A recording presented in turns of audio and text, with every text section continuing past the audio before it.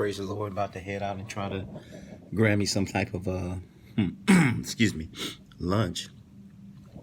And just recalling the conversation I had with my son last night. He finally asked me that awful question that dads and moms or parents hate to hear. And why did you and mom break up? He's 24 years old, so we've always been able to talk since he was a little boy.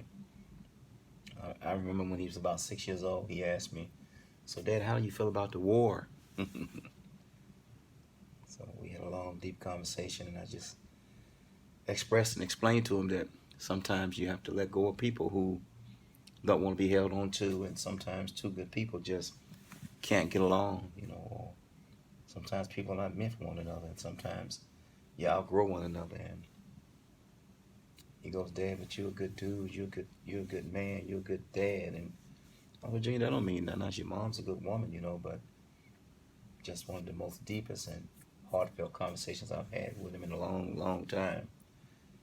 And we have a lot of conversations, but that one kind of tugged at my heartstrings, having to talk to my son about why me and his mom couldn't make it or didn't make it, and we wouldn't go make it, and it takes two to make it. One can't do all the carrying. One can't do all the caring. One can't do all the changing. Or one can't do all the protecting. One can't do all the bill paying. And I'm not saying that was in our case, but it takes two.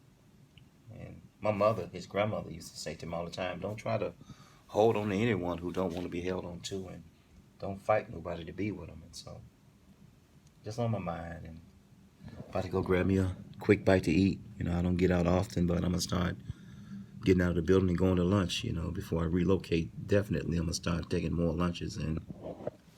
But that's on my mind, and I'm glad we had to talk, and we needed to have to talk. And he's a young man now, and he's serving in the United States Navy, living in Charlotte on his own. And I'm happy. I don't like using the word proud, but I'm happy to have such a son that's been blessed of our Father, and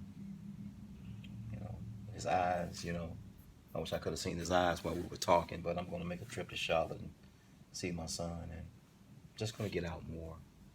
But don't try to hold on to anyone who don't want to be held on to.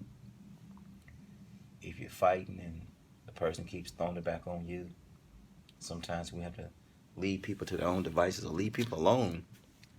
Maybe they'll double back and get you. Maybe they won't. In this day and age, there's so much hate and rigmarole and one-sided going on in the world. And it's not just in the world. It's in households and relationships and marriages. And some people are so damaged that they hold on to their pain and their hurt, and they make you pay for it.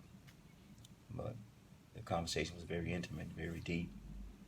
And he said, "Thank you, Dad, for talking to me and for not keeping anything from me. I always wondered." And that's where your mom's a good woman. She's a good mom. And, I just told you the truth on me and her. It takes two to fight. It takes two to tango. It says two are better than one in the book Ecclesiastes, for they have a reward for their labor. When one falls, he or she has the other to help them up. When we would go swimming, they would say use the buddy system. When I was in the Army, it was the buddy system. And sometimes you just have to let go of people who are fighting you, and you're trying to hold on to them, and it's like trying to save a person that's drowning. They'll sink you while you're trying to save them. But I took what I had, where I was at, and I did the best I could. God bless you all. Have a wonderful day. Try not to fight. If you can't get along, go along or get along. Sometimes two good people just can't make it.